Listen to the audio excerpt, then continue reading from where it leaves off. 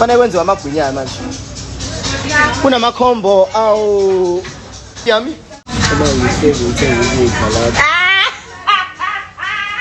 Hayi no siyabonga ozani. Zani siyabonga nje uthando lwenu. Kumpumelelo ke lowo Mseleku unyana katata Musa Mseleku esimazela kuthando nesithembu na kwi-reality TV show yabo abantwana bakatata Musa Mseleku ebizwa ngoba Izingane Zesithembu. Na uMpumelelo Mseleku ke siyayazi uba ebenomama abantwana bakhe ababini uVuyokazi Nciweni kunye noTirelo wehlukana ke noVuyokazi watshata kunye nochef. Then ke uMpumelelo Mseleku sambona ke ekhalela abantwana bakhe abantu okube busy ku comment section yakhe ke befaka ochef then bemqhayisela ke ngalonto leyo. So uMpumelelo Mseleku ke ngoku wenze i-live ebonakala esendaweni ethengisa ukutya. Hey babuza abantu hayibo kwenzeka ntoni na ngoku nguchef nawe? Wachaza ke nakhe uMpumelelo ba usekitchen lakhe nali kitchen lakhe unebusiness ethengisayo ukutya. Babuza ke abantu ba uphi njengoba nibonile kanye nivile apha kule live.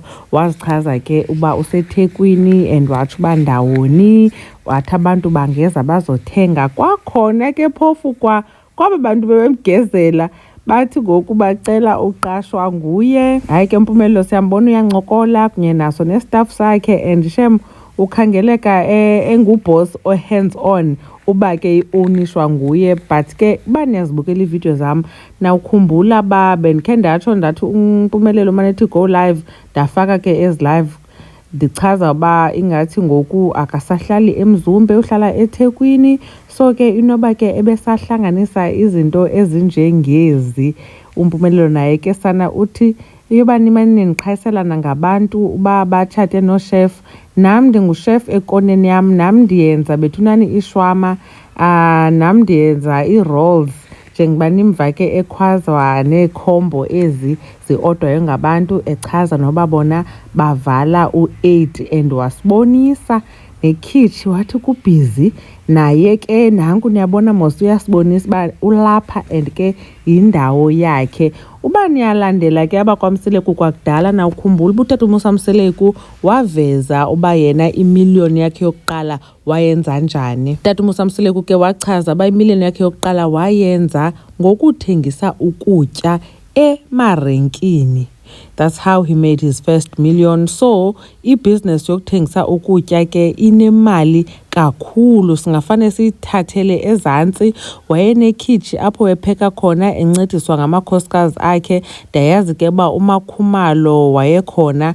Owesibini unkosikazi andikho sure ngubani andanoba nguMacele na, I'm not sure, but I know Makhumalo was part of that. Babepheka then ke uthi imali wayencedwa kuba wayeyibhenkisha kodwa ke that's how he made his first million. So ke ezuMpumelelo nimazi uba ungumntu naye ke ohamba ezinyaweni zikatatakhe inoba naye ke ufuna uba azame ukwenza imiliyoni yakhe yokuqala.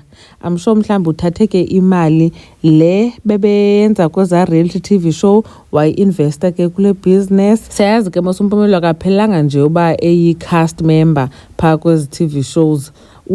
Kwakhona behind the scenes phaa kwizingane zesithembu. So imali yakhe ke ndiqinisekile uba noko yona ithe xhaxha kunezinye i-cast members.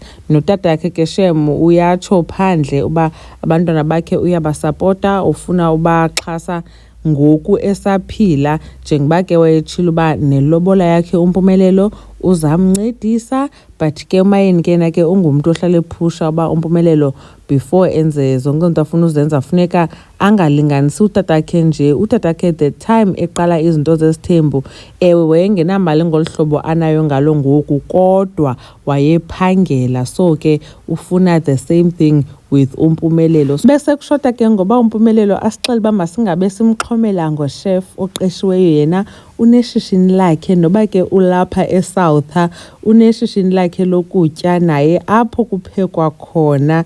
Hey uyasixelela ke njengoba nisiva ba uthetha ngento zodismissa uthetha ngento ze-meeting bafuneka sive uba ungumqeshi ngoku yena Khanikhe nitsho ke nake banicinga ntoni ngeli khitshi lika-DJ Mpumza? Ningaya uyotya khona okanye niyawufuna umsebenzi kuye aniqeshe bethunani? Mamgobhozi uyandibona kwividiyo elandelayo. Bye.